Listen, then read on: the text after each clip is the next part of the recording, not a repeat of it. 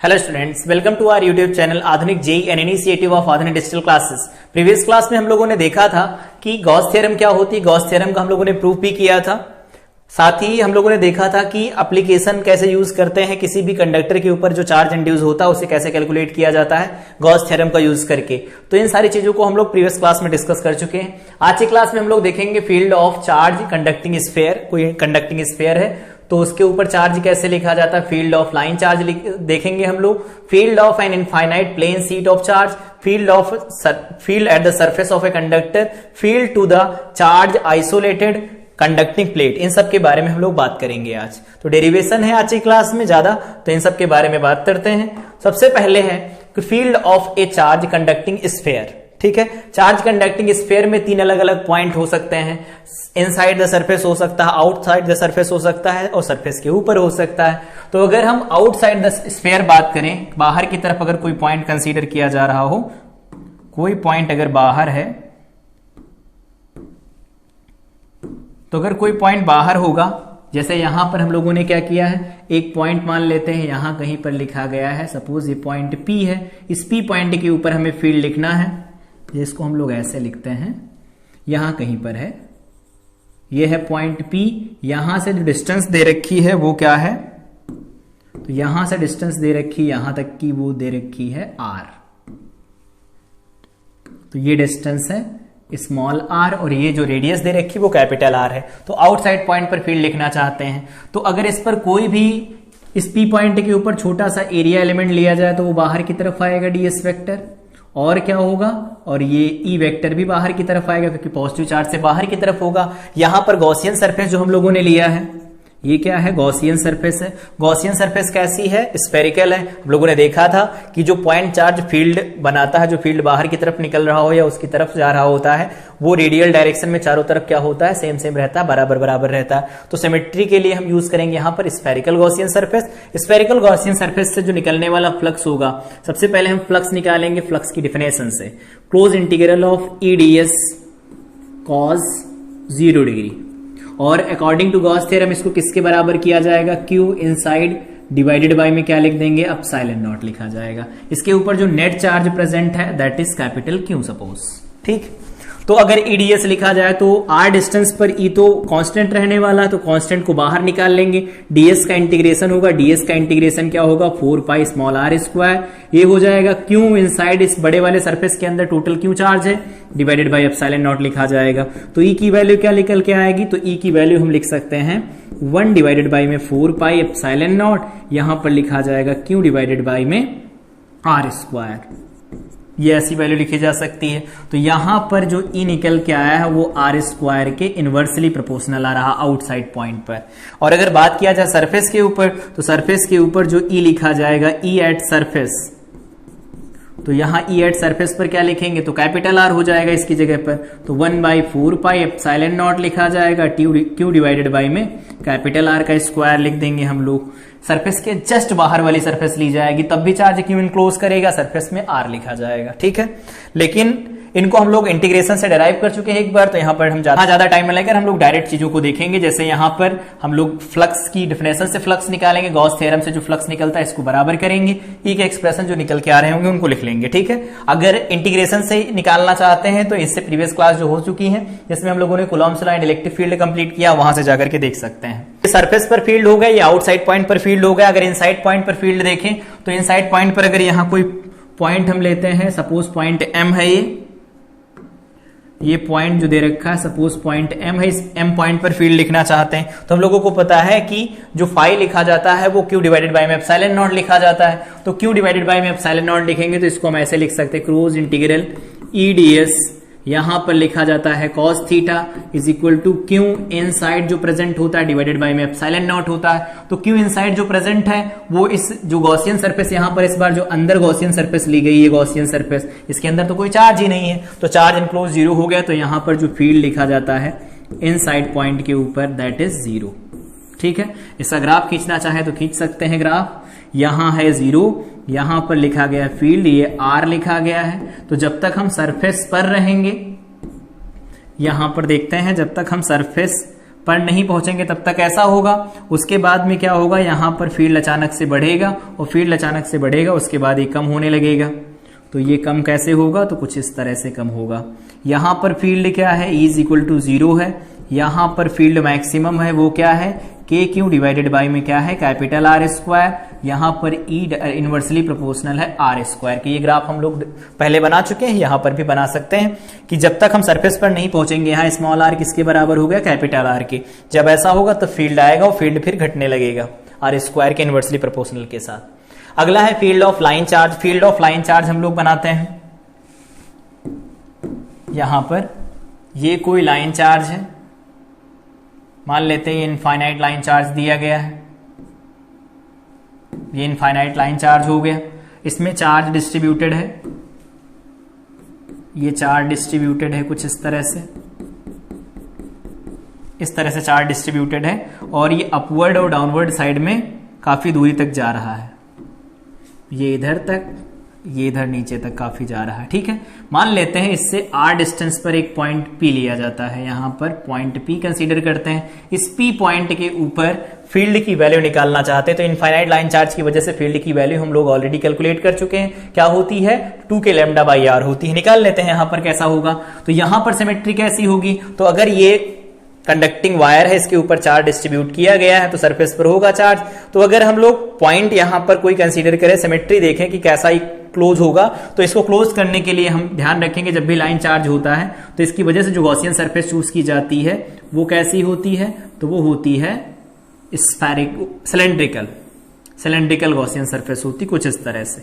अब इसके हर एक पॉइंट पर अगर हम फील्ड लिखेंगे तो सब बराबर बराबर आएगा। तो यहां पर अगर लिखेंगे तो ई वेक्टर की डायरेक्शन ये होगी क्योंकि प्लस से दूर रहता है, और डीएस वेक्टर भी इधर ही आएगा, थीटा यहां पर 0 डिग्री बनेगा।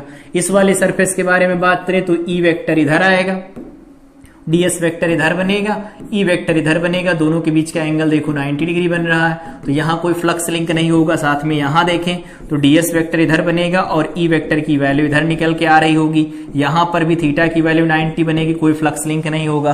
तो फ्लक्स केवल कर्व सरफेस से साथ लिंक होगा जिन पर उंगलियां चल रही हैं। तो कितना फ्लक्स लिंक होगा, मान लेते हैं जो हाइपोथेटिकल गॉसियन सरफेस हम लोगों ने कंसीडर की है, सिलेंड्रिकल है, उसकी लेंथ L है और यार डिस्टेंस पर है ही, तो हम यहां से लिख सकते हैं कि इसके अंदर जो चार्ज इनक्लोज होगा Q इनसाइड, वो कितना लिखा जा सकता है, linear charge density lambda into L लिखा जा सकता है।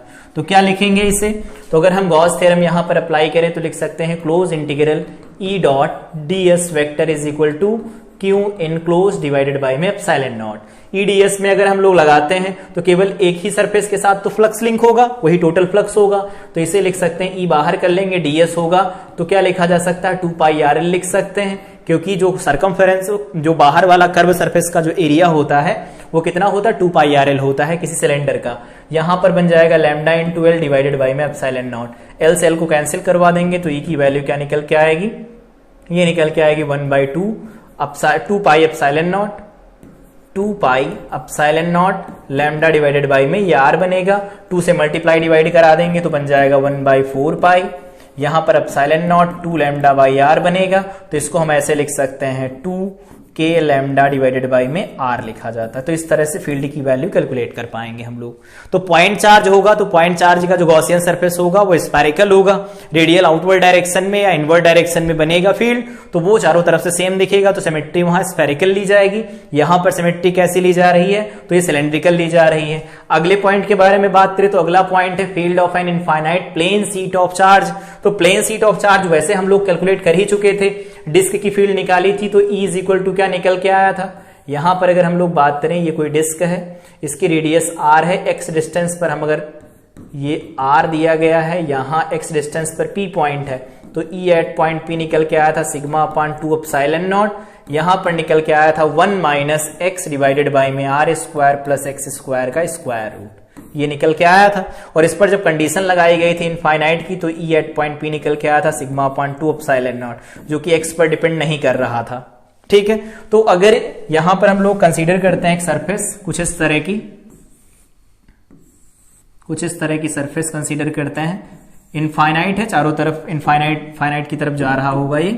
यहां पर एक हमें गॉसियन सरफेस लेनी है बंद, तो यहां सिलेंड्रिकल गॉसियन सरफेस ले लेते हैं बाई सिमेट्री। इसके आर पार जाता हुआ एक सिलेंडर होगा कुछ इस तरह का। इसके सिलेंड्रिकल ये सेक्शन का जो एरिया है मान लेते हैं ए है, तो इधर वाले का भी एरिया ए हो जाएगा। यहां से डिस्टेंस कितनी है तो वो आर दे रखी है, ठीक। तो इसके ऊपर यूनिफॉर्मली चार्ज डिस्ट्रीब्यूटेड है कुछ इस तरह से। ये सीट है इनफाइनाइट, ये कुछ इस तरह से है।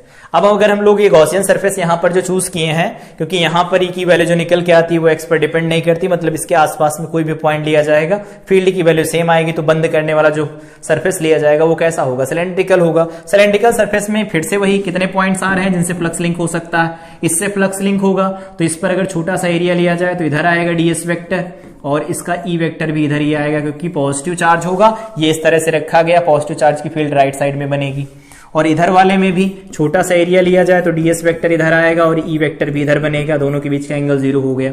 लेकिन यहां पर अगर छोटा सा एरिया लिया जाए तो ds वेक्टर इधर निकल के आएगा, ई वेक्टर इधर निकल के आएगा, दोनों के बीच का एंगल 90 बनेगा। तो कर्व सरफेस के इस बार कर्व जो सरफेस होगी उससे कोई फ्लक्स लिंक नहीं होगा, केवल और केवल जो फ्लैट सरफेसेस होंगी उनसे फ्लक्स लिंक होगा। तो इससे जितना लिंक होगा वो होगा e इंटू ए, क्योंकि cos 0 हो जाएगा 1। इससे भी जो लिंक होगा e इंटू ए बनेगा, तो टोटल फ्लक्स लिंक होगा 2EA। यहां पर किसके बराबर लिखेंगे, Q इनसाइड। Q इनसाइड पता नहीं है, यहां पर जो चार्ज प्रेजेंट होगा यही तो Q इनसाइड होगा, तो Q इनसाइड की वैल्यू लिख सकते हैं सिग्मा इंटू एरिया। एरिया कितना है, ए दे रखा है, तो ये कितना लिखा जा सकता है, सिग्मा इंटू ए लिख सकते हैं। तो ए से ये कैंसिल होगा, तो ई की वैल्यू कितनी लिखी जा सकती है, सिग्मा अपॉन 2 एप्सिलॉन नॉट, जो हम पहले कैलकुलेट कर चुके हैं वही निकल के आ रहा होगा, ठीक है। तो अगर infinite plane sheet of charge होगी तो उसकी वजह से जो फील्ड बनता है उसके अगल बगल हर एक पॉइंट पर सेम रहता, डिस्टेंस पर डिपेंड नहीं करता, वो होता sigma upon 2 epsilon not. Further अगर इसे लिखा जाए तो क्यू डिवाइडेड बाई में क्या लिख सकते हैं, 2a एप्सिलॉन नॉट, इस तरह से लिख सकते हैं। सिग्मा की वैल्यू क्यू बाई ए लिखी जा सकती है। आगे बढ़ते हैं, अगला है field at the surface of a conductor. अगर यहां पर कोई कंडक्टिंग सरफेस बनाई जाए, यहां कुछ इस तरह की कोई कंडक्टिंग सरफेस सपोज बनाई गई, इस कंडक्टिंग सरफेस पर हमें यहां कहीं पर कोई पॉइंट है, मान लेते हैं ये कोई पॉइंट P दिया गया है, इस पर हमें फील्ड लिखना है और इसके ऊपर चार्ज डिस्ट्रीब्यूटेड है। तो कंडक्टर की खास बात ये होती है, हम लोगों ने जब प्रॉपर्टीज ऑफ चार्जेस पढ़ा था तो बताया था किसी कंडक्टर को दिया गया जो चार्ज होता है वो केवल सरफेस पर रिसाइड करता है, सरफेस पर रहेगा, इनसाइड नहीं होगा। तो अगर इनसाइड चार्ज नहीं होगा तो अंदर फील्ड नहीं बनेगा। तो अगर इस पॉइंट से जाता हुआ अगर हम एक गॉसियन सरफेस बनाएं, सिलेंड्रिकल गॉसियन सरफेस कुछ इस तरह का गॉसियन सरफेस बनाया जाए, तो यहां पर कुछ पॉइंट्स है, जैसे देखो यहां से यहां, ठीक है, यहां से यहां जो इतना वाला पोर्शन होगा कर्व सरफेस, यहां पर चार्ज ना होने की वजह से फील्ड 0 बनेगा। तो फील्ड 0 बनेगा तो इससे कोई फ्लक्स लिंक नहीं होगा। इस वाले पॉइंट को देखा जाए ये वाला, तो यहां पर भी क्या होगा, कोई भी फ्लक्स लिंक नहीं होगा क्योंकि यहां पर चार्ज ही नहीं है। सिर्फ और सिर्फ अगर इधर बाहर वाले पोर्शन को देखा जाए, जो ये पोर्शन बनाया हुआ है, इसमें अगर कोई एरिया लेते हैं तो एरिया आएगा बाहर की तरफ, फील्ड जाएगा इधर की तरफ, दोनों के बीच में 90 का एंगल होगा। सिमिलर कहानी इसके साथ भी होगी, यही ये कुछ ऐसा होगा, ये ds वेक्टर इधर बनेगा, एरिया जो e वेक्टर बनेगा वो इस डायरेक्शन में बनेगा, 0 बन जाएगा फ्लक्स, मतलब केवल और केवल फ्लक्स इससे लिंक होगा। और कितना लिंक होगा तो हम निकाल सकते हैं यहां से। सबसे पहले Q इनक्लोज निकालें, तो Q इनक्लोज निकल के आएगा सिग्मा इंटू ए। मान लेते हैं जो यहां सरफेस दी गई है ये कंप्लीट सरफेस, उसका एरिया कितना है वो a है, तो यहां सिग्मा इंटू ए लिख सकते हैं। तो अगर हम लोग गॉस थ्योरम अप्लाई करें तो सबसे पहले फ्लक्स की डेफिनेशन लगाते हैं, E इंटू ए लिखा जाएगा, तो इसको हम लोग डायरेक्ट लिख देते हैं। ये हो गया E और इसका जो फील्ड बनेगा इधर E हो गया, एरिया ए, तो E इंटू ए लिखा जाएगा। इसको किसके बराबर लिख सकते हैं, sigma into A divided by में एप्सिलॉन नॉट के बराबर लिख देंगे। तो यहां से E की वैल्यू कितनी निकल के आएगी, सिग्मा डिवाइडेड बाई में एप्सिलॉन नॉट निकल के आएगा। ध्यान रखेंगे, ठीक है। सिग्मा क्या होगा, जो ये सिलेंड्रिकल सरफेस ली गई है उससे जितना भी क्लोज चार्ज इनक्लोज होगा वो चार्ज की वैल्यू यहां पर लिखी गई है। सिग्मा की वैल्यू कम या ज्यादा हो सकती है, डिपेंड करेगा सरफेस के ऊपर। वो सरफेस जहां पर शार्प सरफेसेस होती हैं, जैसे यहां पर इस तरह से सरफेस दी जाए, कुछ इस तरह की सरफेस दी गई, कुछ इस तरह से सरफेस, तो यहां पर जो चार्ज डेंसिटी होती है वो रिलेटिवली ज्यादा होती है फ्लैट सरफेसेस की कंपैरिजन में। वो क्यों होता है हम लोग समझेंगे जब बिहेवियर ऑफ कंडक्टर पढ़ेंगे यूनिफॉर्म इलेक्ट्रिक फील्ड या नॉन यूनिफॉर्म इलेक्ट्रिक फील्ड के अंदर। तो इस तरह से अगर कोई कंडक्टर दिया जाता है तो कंडक्टर के सरफेस के बाहर अगर कोई पॉइंट कंसीडर किया जाए, और ये P पॉइंट बहुत दूर नहीं, P पॉइंट बहुत सरफेस के पास होगा, देखने के लिए इसे थोड़ा दूर बनाया गया है, तो फील्ड की वैल्यू क्या बनेगी, सिग्मा बाई एप्सिलॉन नॉट बनेगी, ठीक है। समझ में आया होगा। आगे बढ़ते हैं। अगला है electric field due to the charge isolated conducting plate. अगर आइसोलेटेड कंडक्टिंग प्लेट ली जाए कुछ इस तरह की, ये है आइसोलेटेड कंडक्टिंग प्लेट, इसमें जो चार्जेस हैं वो कुछ इस तरह से दिए गए हैं। ये है पहली साइड और ये है दूसरी साइड, ठीक है। इधर चार्जेस हैं, या इसको हम ऐसे लिखते हैं, सरफेस पर है, इधर चार्जेस दिए गए हैं और इधर चार्ज दिया गया है। दोनों पर मान लेते हैं चार्जेस सेम है। इसके ऊपर चार्ज क्यों है, इधर भी चार्ज क्या दिया गया है, वो भी क्यों दिया गया है। 3-4 पॉइंट लिख लेते हैं जहां पर हमें फील्ड बताना है। एक तो पॉइंट P यहां पर हो गया, क्यों यहां पर हो गया, या फिर इसको हम लिख देते हैं R, और यहां बाहर पॉइंट हो गया S। तो P R S पर हमें फील्ड बताना। तो सबसे पहले इस 1 की वजह से जो यहां फील्ड बनेगा इधर बनेगा, दैट विल बी E1। इस 2 की वजह से जो फील्ड बनेगा वो भी इधर बनेगा, दैट विल बी E2।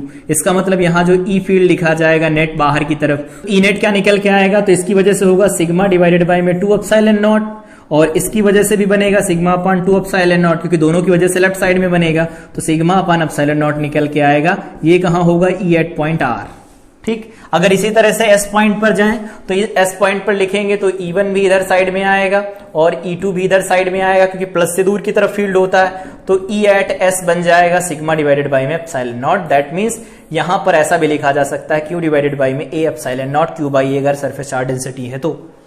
और अगर P पॉइंट पर बात करें, सबसे मेन यही होता है। P पॉइंट पर देखा जाए तो E1 जो बनेगा वो इस डायरेक्शन में बनेगा, E2 जो बनेगा वो इस डायरेक्शन में बनेगा, और दोनों की मैग्नीट्यूड और डायरेक्शन अपोजिट होने की वजह से E जो बनेगा at point P, that will be 0। तो ध्यान रखेंगे, electric field due to a charge isolated conducting place, उसके बाहर की तरफ जो फील्ड बनता है वो तो सेम रहता है अगर उनके चार्जेस सेम हो। अगर सिग्मा 1 सिग्मा 2 की वैल्यू सेम नहीं होंगी तो यहां पर जो EP बनेगा वो 0 नहीं होगा, ध्यान रखेंगे।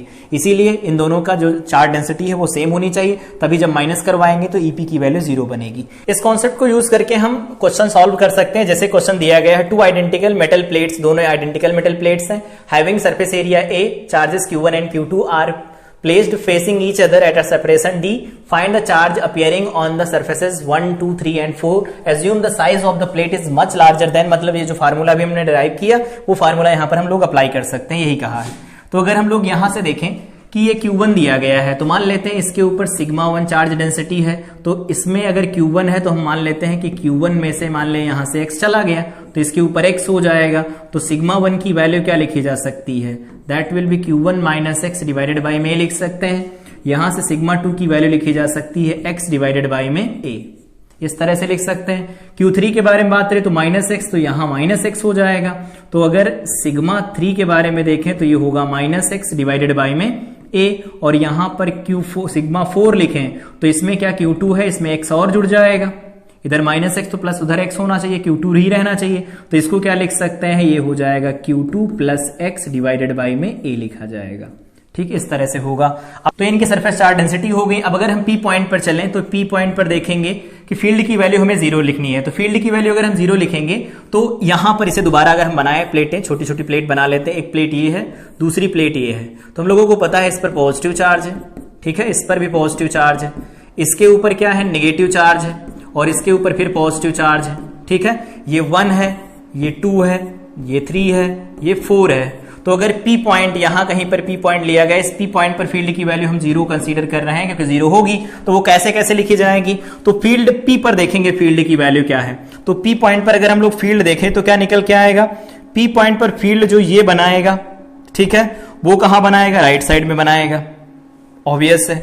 और साथ में ये जो तीसरी नंबर की प्लेट है, जो मतलब फेस, तीसरे नंबर का जो फेस है, ये भी इधर की तरफ बनाएगा, मतलब कि राइट साइड में जो बनेगा वो होगा E1 प्लस E3, और लेफ्ट साइड में जो बनाएगा तो ये वाला इधर बनाएगा, साथ में चौथा नंबर भी इधर बनाएगा, तो E2 इधर बनाएगा और E4 इधर बनाएगा। इन सबको ऐड करके 0 कर देते हैं। तो E2 सबसे पहले देखते हैं, तो E2 क्या बनेगा, तो ये लिखा गया है X डिवाइडेड बाई में 2A एप्सिलॉन नॉट, ठीक।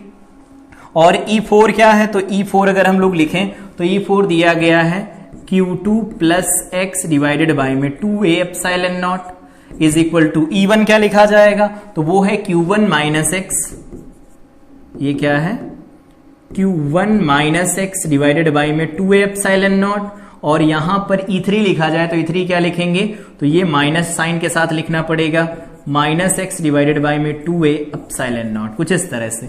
यहां से सॉल्व कर लेंगे, तो सॉल्व करेंगे तो वैल्यू क्या मिलने वाली है, सबसे पहले देखो 2a epsilon not, 2a epsilon not सब जगह से कट जाएगा, तो ये x बचेगा, देखो Q2 plus 2x is equal to, यहां पर आ जाएगा Q1, ठीक है। तो ये क्या लिख देंगे, Q2 minus Q1 divided by में 2 इज इक्वल टू x, ये x की वैल्यू हमारे पास निकल के आएगी। ये वैल्यू क्या बन रही है, Q2, ये वैल्यू आएगी, यहां से हम लोग लिखेंगे तो ये Q1 माइनस Q2 निकल के आएगी, डिवाइडेड बाई में 2 बनेगा, ये x की वैल्यू हो गई। तो अब चार्जेस निकालने हैं, कितने चार्जेस, मतलब कौन चार्जेस कितना कितना होगा सभी पर, तो यहां पर Q1 माइनस x है, ठीक है, तो Q1 में से इतने को माइनस करवा देंगे, इसमें क्या है सिर्फ x है तो इतना चार्ज हो जाएगा, माइनस x है तो इसमें माइनस साइन लगा करके लिख देंगे, उधर वाले पर कितना Q2 प्लस x है। तो अगर सभी प्लेट पर चार्ज लिखा जाए तो कितना लिखा जा सकता है, तो ये वैल्यू हो जाएगी, देखो Q1 माइनस x, तो माइनस x का मतलब Q1 minus Q2 divided by में 2। इस वाले पर लिखा जाए तो ये लिखा जाएगा Q1 minus Q2 divided by में 2, और इस तीसरी प्लेट पर लिखा जाएगा तो माइनस साइन लगा करके लिख देंगे Q1 minus Q2 divided by में 2, और चौथी प्लेट पर लिखेंगे तो Q2 प्लस x लिखा जाएगा, तो Q1 minus Q2 divided by में 2 लिखा जाएगा। इनको फर्दर कैलकुलेट कर लेंगे, सारी वैल्यू हमें मिल जाएंगी। अगला क्वेश्चन की तरफ बढ़ते हैं। अगला क्वेश्चन दे रखा है, ये खुद से ट्राई करेंगे कि determine the final charge on the each surfaces, कुछ इस तरह से दिए गए हैं। तो अगर हम लोग यहां पर मान लेते हैं कि इस पर चार्ज क्या दिया गया है, Q माइनस एक्स दिया गया, तो इस पर x दिया जाएगा, माइनस एक्स दिया जाएगा, तो अगर इसके ऊपर माइनस एक्स देंगे तो यहां पर चार्ज कितना आएगा, तो ये चार्ज आएगा, देखो 4Q प्लस एक्स निकल के आएगा, या इसको हम ऐसे लिख देते हैं 4Q प्लस एक्स लिख देते हैं। तो अगर 4Q प्लस एक्स होगा तो सामने वाली प्लेट पर जो बनेगा वो होगा 4Q plus x, minus sign लगा करके लिखेंगे कुछ इस तरह से, और अगर इस पर इतना बनेगा तो इधर वाली सरफेस पर कितना बन जाएगा, टोटल चार्ज तो माइनस क्यू ही रहना चाहिए, तो माइनस क्यू रखना, माइनस करवा के इससे लिख देना, ये कितना बन जाएगा, तो माइनस माइनस हो जाएगा प्लस 4Q बन जाएगा, और ये बन जाएगा प्लस एक्स, तो ये वैल्यू कितनी बन जाएगी 3Q प्लस एक्स, इस तरह से बन जाएगा। ठीक, अब क्या करना है, इनकी डायरेक्शन हमें देखनी है। तो ये बनेगा पॉजिटिव, ये बनेगा पॉजिटिव, ये बनेगा निगेटिव, ये बनेगा यहां पर कैसा, तो ये पॉजिटिव बनेगा, फिर ये निगेटिव बनेगा और ये पॉजिटिव बनेगा। अगर कोई एक पॉइंट हम कंसीडर करते हैं किसी भी एक प्लेट के अंदर, मान लेते हैं ये P पॉइंट है, तो इस P पॉइंट के ऊपर हमें फील्ड की वैल्यू 0 लिखनी पड़ेगी। तो सबकी वजह से फील्ड देखेंगे बनेगा कितना, तो लेफ्ट साइड में जो फील्ड बनेगा वो कितना बनेगा, तो सरफेस नंबर 1 है, ये 2 है, ये 3 है, ये 4 है, ये 5 है और ये 6 सरफेस नंबर है। तो 6 सरफेसेस हैं, प्लस की वजह से जो फील्ड बनेगा इस पॉइंट के, इस P पॉइंट के ऊपर जो फील्ड लेफ्ट में बनेगा वो कितना होगा, इसकी वजह से बनेगा, तो E2 की वजह से बनेगा। ठीक है, उसके बाद में देखेंगे E3, तो ये E2 की वजह से था, तो इसकी वजह से जो फील्ड बना वो लेफ्ट साइड में बना। ठीक है, अगर इसकी वजह से देखेंगे तो फील्ड राइट साइड में बनेगा, उसे लिख नहीं रहे हम लोग। इसकी वजह से देखेंगे तो ये E4 भी लेफ्ट साइड में बनाएगा, और Q5 नहीं बनाएगा, Q6 बनाएगा, तो यहां पर E6 लिख देंगे। इन सब का सम देखेंगे, फिर जो राइट साइड में बना रहे हैं फील्ड, तो पहला बनाएगा राइट साइड में फील्ड, तो ये E1 लिख दिया जाएगा, और ये माइनस चार्ज तो अपनी तरफ फील्ड बनाएगा, तो इसे लिख देते हैं E3 प्लस ये माइनस चार्ज है तो ये लिख दिया जाता है E5। इन सब की वजह से जो फील्ड बनेगा वो बराबर करके इक्वेट कर लेंगे, तो बराबर करेंगे तो x की वैल्यू मिल जाएगी। इस तरह से सॉल्व करके आंसर निकाल सकते हैं। एक दूसरा तरीका भी है, एक प्लेट यहां पर रख लेते हैं हम लोग, सेकंड मेथड है ये। पहला मेथड तो वो अभी जो बताया उससे सॉल्व करके निकाल पाएंगे। सेकंड मेथड क्या है कि इसके ऊपर चार्ज दिया गया है Q, इन दोनों प्लेटों को एक साथ मिला लिया जाए तो 4Q माइनस Q 3Q बचेगा, तो इसके ऊपर जो चार्ज अब आ गया वो कितना है, वो 3Q है। अब अगर हम लोग यहां पर मान लेते हैं कि ये है Q माइनस एक्स, तो यहां पर हो जाएगा x, यहां माइनस एक्स बनेगा, यहां 3Q प्लस एक्स बन जाएगा। अब P पॉइंट कंसीडर करते हैं और देखते हैं P पॉइंट पर फील्ड 0 कब लिखेंगे हम। तो ये पॉजिटिव होगा, ये पॉजिटिव, ये निगेटिव प्लेट होगी, ये पॉजिटिव प्लेट होगी। तो पॉजिटिव की अगर P पॉइंट यहां पर है, ये 1 है, ये 2 है, ये 3 है और ये 4 है, तो यहां P पॉइंट पर जो फील्ड लिखा जाएगा दूसरी सरफेस की वजह से इधर बनेगा, तो ये E2 हो गया।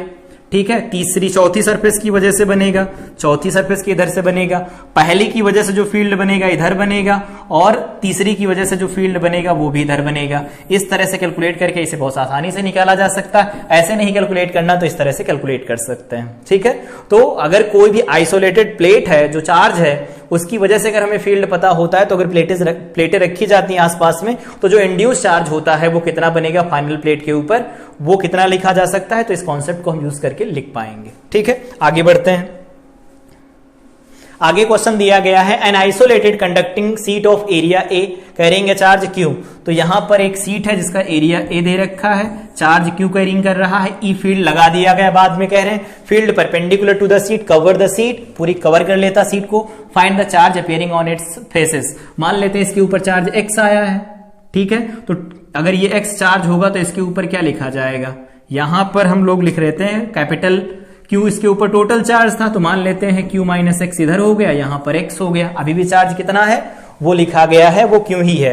तो अगर हम वैल्यू लिखना चाहते हैं, इस अंदर इसके कोई पॉइंट कंसीडर करेंगे, फिर से P पॉइंट, तो P पॉइंट पर फील्ड की वैल्यू 0 लिखनी होगी। तो ऐसे लिख देते हैं ना, Q minus x divided by में क्या लिखा जाएगा, तो वो लिखा जाएगा यहां पर 2a एप्सिलॉन नॉट, और दूसरा क्या लिखेंगे तो उसकी वजह से माइनस में बनेगा, मतलब दूसरी साइड में बनेगा तो माइनस लगा के लिख लेते हैं 2a एप्सिलॉन नॉट, और साथ में प्लस e लगा देते हैं वेक्टर फॉर्म में, इज इक्वल टू क्या बनेगा 0 निकल के आना चाहिए। कैसे, इसकी वजह से जो फील्ड बनेगा P पॉइंट के ऊपर राइट साइड में बनेगा, राइट साइड में बन गया तो राइट साइड के पॉजिटिव को पॉजिटिव लगा के लिख लिया।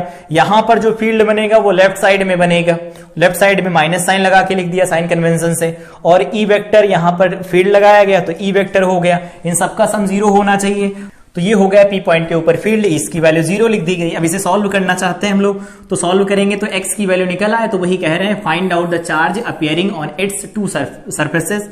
तो ये बन गया देखो Q डिवाइडेड बाय में, इसे क्या लिख देंगे 2a एप्सिलॉन नॉट माइनस यहां पर लिखा जाएगा x डिवाइडेड बाय में 2a एप्सिलॉन नॉट, और यहां पर माइनस x डिवाइडेड बाय में 2a एप्सिलॉन नॉट लिखा गया है, प्लस यहां पर लिखा गया है e बराबर में 0 लिख देंगे। अब अगर एलसीएम ले लिया जाए तो क्या लिखेंगे q माइनस यहां पर क्या लिखा जाएगा, तो यहां पर ये देखो दोनों मिलके बन जाएंगे x डिवाइडेड बाय में a एप्सिलॉन नॉट बन जाएगा, 2 और 2 कैंसिल हो जाएंगे, और यहां पर ये बना है 2a एप्सिलॉन नॉट, और यहां पर बन जाएगा x upon a epsilon nought plus e is equal to 0, और यहां से अगर हम a एप्सिलॉन नॉट उधर भेज देते हैं तो ये बन जाएगा q बाई 2, और माइनस x बन जाएगा प्लस e इंटू यहां पर क्या लिखेंगे हम लोग, तो ये q बाई 2 रख लेंगे, ये x रख लेंगे, और a एप्सिलॉन नॉट से हम लोग क्या कर रहे हैं मल्टीप्लाई करा रहे हैं, तो यहां पर हो जाएगा a एप्सिलॉन नॉट, कुछ इस तरह से बनेगा। तो x की वैल्यू क्या निकल के आ रही है, इज इक्वल टू 0 है, ध्यान रखना।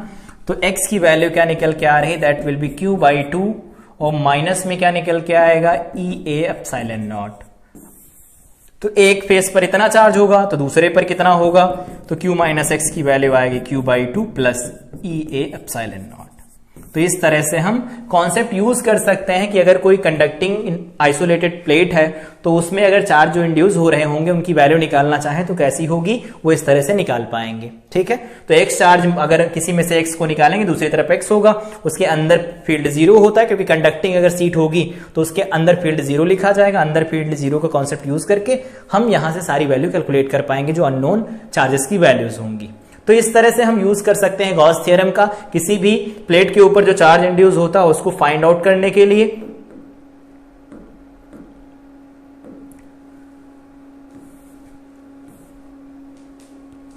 तो इस तरह से हम लोग चार्जेस की वैल्यू फाइंड कर सकते हैं। तो ये आज की क्लास थी जिसमें हम लोगों ने पढ़ा कि field of charge conducting sphere क्या होता है। ग्राफ भी हम लोगों ने खींचा कि ग्राफ यहां 0 तक चलता है, फिर यहां पर मैक्सिमम होता है, फिर घटने लगता है। फील्ड ऑफ लाइन चार्ज का फार्मूला पढ़ा 2k लैम्डा बाई आर होता है, ठीक है। इनफाइनाइट प्लेन सीट का पढ़ा सिग्मा अपान 2 एप्सिलॉन नॉट निकल के आता है। कंडक्टर का सिग्मा अपान एप्सिलॉन नॉट निकल के आता है। कंडक्टिंग प्लेट का सिग्मा अपान एप्सिलॉन नॉट निकल के आता है। अगर सिग्मा 1 सिग्मा 2 बराबर होंगे तो ऐसा होगा।